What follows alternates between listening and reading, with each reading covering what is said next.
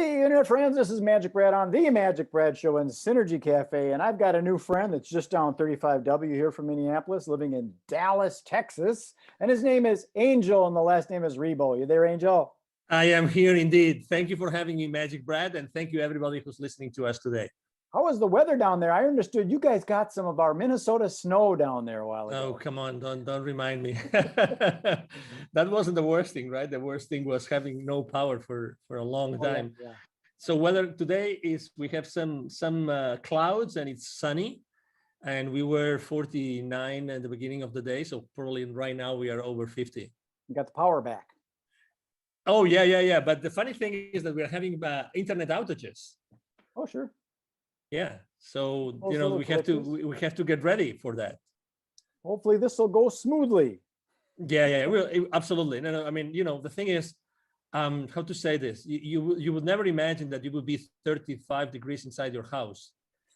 I mean, it's like crazy stuff. And how can we possibly do that? You see your breath? It was dark, so I don't remember. Well, Angel, I don't do these real long. I keep them kind of condensed. And Oh, please, absolutely. I'm all about it. Please. Absolutely. Thank you. How long have you lived in Dallas? For 10 years now. Okay, deep roots. Yeah, it's a great place. It's a great place. Yeah, absolutely. And you're married and got kids? You're a single? I'm married. I have 3 kids. Okay. 2 live at home. The other one left already. So yeah. So I mean, we are excited. We love it here. We're very, very into the community. We are volunteers in local hospices, volunteers in the schools. So we are all in here. I mean, we love it here. We are north of Dallas, actually, in a place called Plano, and it's a. Oh, that's where they make the tackle boxes, the fishing tackle boxes in Plano, Texas. It can be. I don't know. I should be a fisherman. Oh, the tackle boxes. Oh, okay. Oh, okay. Yeah, I don't. I think it's the second person that has told me that before. It could be. But there's so many headquarters of large corporations right now. So many things happening in the area that probably like the ones that have lived here, probably they are more like acquainted with former companies, like companies that have been Sure. Well, here forever. I'm 63, almost 64 years old. So I'm talking way back when I was a teenager going fishing. I remember I had a plastic Plano tackle box and wow. Okay. Plano. So who would have thunk it? So tell us a little bit about. I mean, let me tell you something. We've been here for 10 years, and there's places that when we came here, there was nothing built.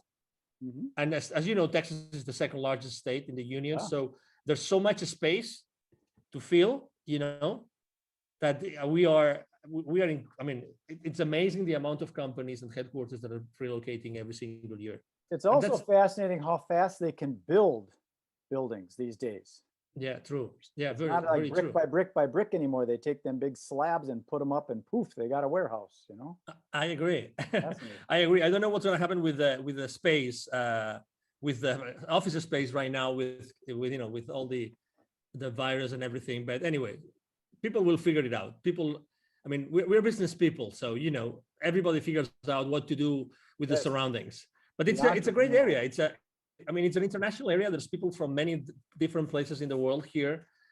Very important, high-tech industry. So again, multicultural. This is really a melting pot of cultures here in Plano, Texas. Do you consider yourself an entrepreneur? I do. In the business world? Totally. Yeah. You got that entrepreneurial spirit, and we will innovate and adjust. My background is in the event industry, events, travel, and tourism. Guess what? COVID doesn't like that. That said no. So I had to innovate, and that's why I'm doing a lot more online things like this, just staying out there, making it happen. So tell us a little bit about your business and what you do. Thank you. Absolutely. So basically, both corporate CEOs and established entrepreneurs, they hire me to bridge the gap globally for expansion and exposure.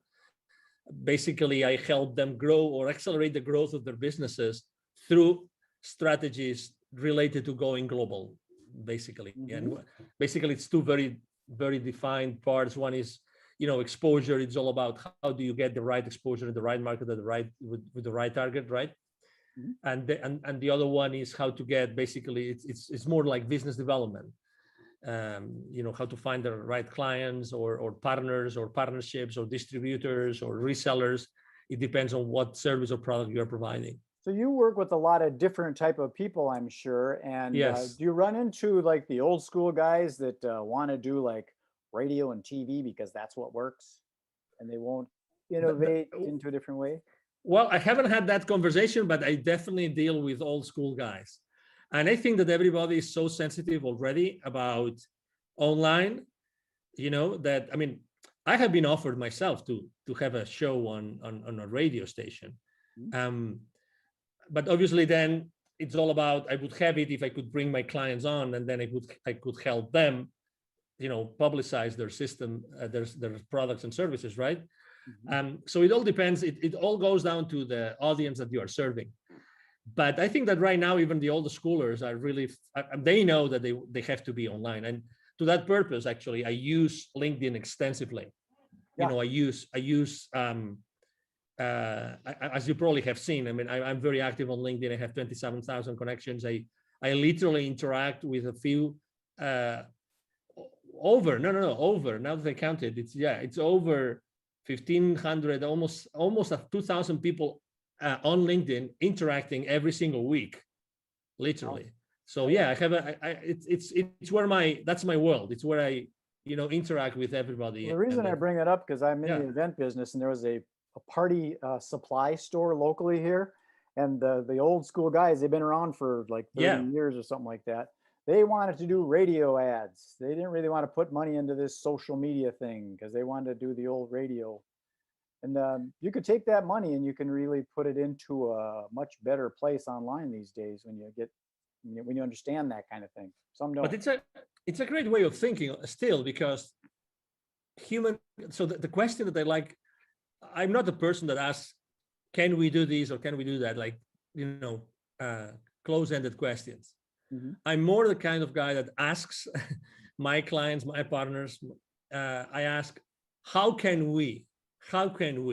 And I think that at the end of the day, the main reason why they wanted to be on radio shows or let's say the classic radio, is because of the human touch.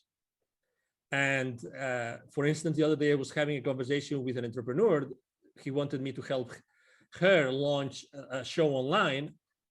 And actually we ended up thinking of how do we make this show online as the old radio shows in which people they would never miss the show. They already knew at what time it was every single week. Right. And they wanted to be there, and they wanted to make phone calls to the show and actually ask them questions live, these kind of things, and then the radio shows were many different things, but number one, they were informative, but more importantly, they would accompany you, right? They would be your buddies. You know what I mean? If you felt kind of alone or you didn't know what to do, you would go to those programs because you like the host or co-hosts, right? And it's a place where you wanted to be heard and you were curious about the questions of others.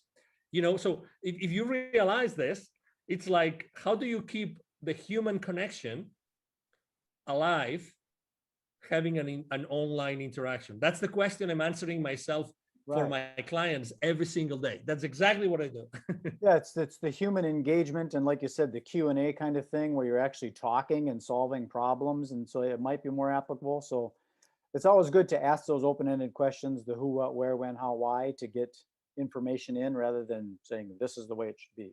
Yes, sir. Exactly. Are there any specific niches that you work in? Do you work in like that's a great question. Real estate? That's a great question. To be honest, historically I was working with literally every single industry. Today, it's more related to the mindset of the owner, CEO, entrepreneur, more than to any industry. I really don't think there's any industry I have not worked. To be honest. So you prefer to work with the owner operator rather than going through the red tape of the committee and the board and all that kind of stuff? No, that's a great question again. No, I don't mind, because I'm good. I'm good physically. Let's say I like to have the face-to-face, Yeah. So that's where I am really, I mean, if I may say, right, humbly speaking, good at. I'm good at being face-to-face with people, talking to people, listening to people, and understanding what they want so that I can provide them with what they need. So to your question, I really like when there's a structure already in place, because that makes things easier. But Sure. that's for corporations, right? But I work a lot with entrepreneurs. So, it's all about the mindset of the person you're working with rather than the kind of company, either size or industry, really. Sure. Yeah, because sometimes people are concerned about their competition, Yeah. and maybe there is no competition. You're just in your own lane. Depends on how Yeah. fast you want to drive. But yeah, and that's one of the reasons why, for instance, last year here in the Dallas business arena, I was helping an accelerator with their entrepreneurs and startup owners. And we did a couple of webinars throughout the year, last year, about pivoting in times of crisis. And a lot of entrepreneurs, while pivoting, is like you are starting over your business, right? Somehow. So they were afraid of, oh, is there competition or there is no competition? I think that's the wrong question, very, very humbly speaking, okay? I think that's the wrong question. The thing is, I mean, do I really like what I'm going to do or to sell? Mm-hmm. Do I have the expertise? Is there an audience for this? And are they going to pay for it? If you're able to answer those 4 questions, then the competition really becomes irrelevant. Because right. If you're able to do yourself, you're able to do something better than the competition, if there's competition, then you're going to thrive. So the question is rather not if there's competition, is how can I differentiate myself? And again, I also believe that the same way I told you before that I don't pick like industries, or I don't pick company sizes, or profiles. I pick mindset. I think it's the exact same way. I think that even if you provide the same service as someone else, I think that you are going to be, there's still going to be an audience, because people will like you as opposed to someone else. You know what I mean? I agree. So let's say you and I, we both provide the same service. By nature, there's going to be people that naturally will be attracted to you, and other will be attracted to me. Sure. Just because of who you are, even because of your physical appearance, the way you speak, your accent. I mean, there's so many variables. I mean, your experience in life, right? There's so many things. I agree. So that's why I think that it all depends on how badly you want to do this, how really enthusiastic and passionate you are about providing a specific service or selling a specific product, rather than the competition. I'm very skeptical about cutting someone's wings because of the competition. Very skeptical. Yeah, I've never really understood the competition in business, because if you look at it, McDonald's and Burger King and Coca-Cola and Pepsi are still there, so nobody's won. There is no goal. There's no end goal like there is in a sports game, where there's a goal and a time that runs out. And there are more and more. It's funny that you mentioned this, because if you go to the central markets or to the Whole Foods markets and these places, you will see that there's probably like 4 or 5 more brands of cola, of cola, refreshment. Yes. There are already. And if you go, actually, I remember when I was still living in Latin America 11, 12 years ago, there was actually a very, very popular soda brand that was from Peru that was competing head to head with both Pepsi and Coca-Cola. And that was, again, 12 years ago, and they started 20 plus years I'm in ago. agreement with that. I think it's, if your mother and father competed, you wouldn't be here. Exactly. You got to work together. Which ends up, which eventually takes you to a place where, okay, so how can I collaborate as opposed to compete? I agree. Maybe so that's why there are so many similar ways. There. I'm building out a thing called the Synergy Collaborative, because that's what it is. It's working together. Figure out how can we don't want to take and share the pie, but let's make a bigger pie. So let me tell you something. So every time I speak about the main mistakes that entrepreneurs make when they start their own journey, collaboration is one of the main mistakes. Number 1, because it's a blind spot for them. And number 2, because they are afraid of it. And number 3, because they're not able to do it. They don't know how to do it. It sounds crazy, but if you analyze it, and you said it great, MagicBrad, we are not taught on how to collaborate. How many subjects did you have? How many periods did you have in your elementary or middle or high schools about collaborating. What's the right way for collaborating? Well, our brains are functioning with the left and the right. So we already got that good and evil and the black and white and the separation. You got to realize that there is a gray. Yeah, but also again, how do you collaborate? How much do you give and how much do you expect in return? Mm-hmm. So it's funny, but I really believe that we are very bad in collaboration. Very bad. I agree. It's an you kind of wonder, okay, I put in, 100 hours, you only put in 70 hours, and how come we're splitting 50-50? Yes. So I understand our mind thinks logically like that. Yes. I have another question about who do you serve? Are you in a specific geographic area? Do you prefer the United States, North America, or is it global? Doesn't matter to you? Yeah. So I've had in the last 5 years of my business, I've had clients in Europe, in Latin America, in Asia, in Australia, in Canada. So I have customers all over the place. So when it comes down to, helping companies go global, there's really, I take clients from almost everywhere in the world. Right now, actually, I'm working on two projects, and one of them is in Asia, like large expansion projects. And, there's really no geographical origin. Obviously, I have a very important, footprint here in the Dallas area because I'm here. So there's a lot of executives that know me and know who I am, right? Because they see me around. But my clients really come from anywhere in the world because of the online world. Because some of the things that I'm working on, it's hard for me to work with someone over in Singapore or Bali, Indonesia, because the calendar is so flip-flopped. We're going to meet on Monday, but guess what? It's Tuesday there. Yeah. So I try and stay in the central time zone as much as I can, but to each his own, Yeah. I just had a conference call video conference call at 9:30 a.m. here in Central, and it was really late at night for them. But we try to compensate. We try to do like late for me, late for them, late for me, late for them. So we try. I like the way you operate because it's kind of doesn't matter because over on the other side of the planet, you got early morning people and they got late night people. It depends on the vibe and stuff. So it sounds like you're very open to whoever wants to work with you. I am. Done. Yeah. That's true. So yeah, typically, I have to say I work a lot of hours. A good day for me is a day in which I have a 2 or 3 hour break in the middle. Okay. So I see my day in 2 big chunks, really, because of that. So, so I have a big chunk in the morning, starting really early. And then I have a big chunk, let's say after 5, I have another big chunk of, Asia is waking up and Europe is going to sleep, so. What would be some of the key words that you would use for when people are looking for you, if they're searching you out? Yeah, international expansion, international exposure.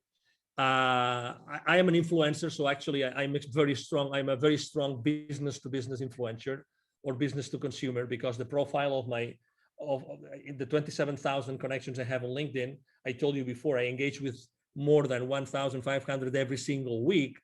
So because of the nature of what I do on LinkedIn, I'm an influencer there. So I am a LinkedIn strategist, a LinkedIn influencer.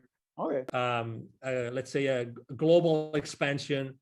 Those would be the keywords. Yeah, LinkedIn is a whole nother world. I got a friend locally here that wrote a book on it. He calls himself the LinkedIn rock star, Mike O'Neill. I don't know if you know that name. I've heard his name. Yes. He's definitely a Mike O'Neill. Okay. Lives here in Minneapolis, used to be out in Denver, but he's really heavy into LinkedIn Navigator and helping lead generation for his clients. That's what that's good. Generation through LinkedIn. I do a lot of that. MagicBrad, a lot.